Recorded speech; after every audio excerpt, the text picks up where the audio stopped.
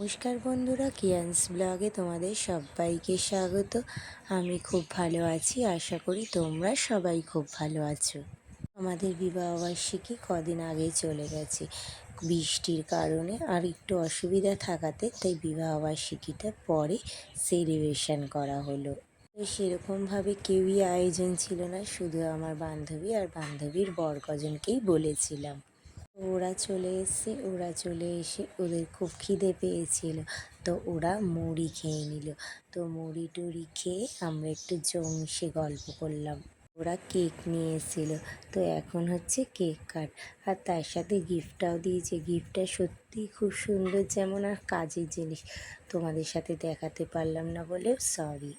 আমরা কেক কাটতে যাচ্ছিলাম, বলছে কেক কাটা পরে, আগে হবে মালা বদল। আর আমার ওই পিছনে বান্ধবীটা বলছে মালা বদল করলে হবে, আগে তো হবে শুভ দৃষ্টি। তাই ওর ওড়না দিয়ে আর একদিকে দাদা ধরে আমাদের হচ্ছে শুভ দৃষ্টি।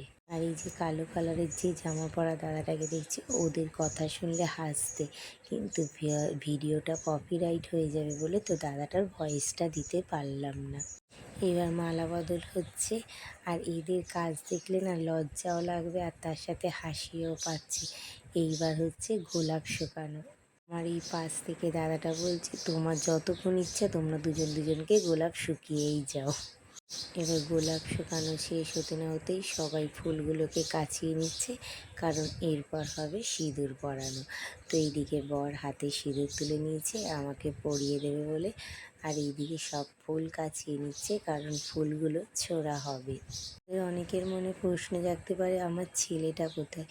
আমার ছেলেটা ঘুমিয়ে পড়েছে, তাই ওকে মায়ের কাছে দিয়ে দিয়েছি, তার জন্য ওকে তোমরা দেখতে পারবে না। কিন্তু প্রথমে ও ছিল, ও খুব নাচ গান করেছে, একটু রাত হতে ও ঘুমিয়ে পড়লো।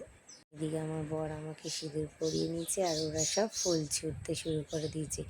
আর পাশ থেকে আমার এক বান্ধবী বলছিল নাক থেকে সিঁদুর পরাও, আমি বলেছি একদম না।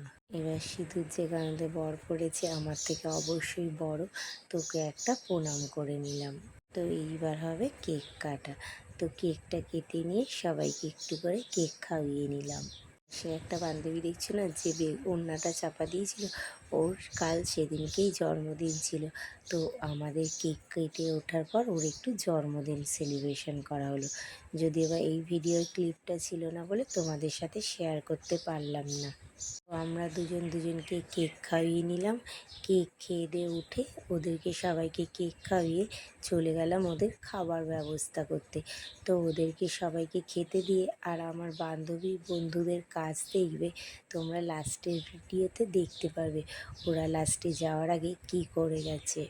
তো চলো ওদেরকে খেতে দিয়ে দিলাম, আর ওরা খাট সাজিয়ে চলে গেছে। আজকের মতো ভিডিও এইটুকুনি থাক।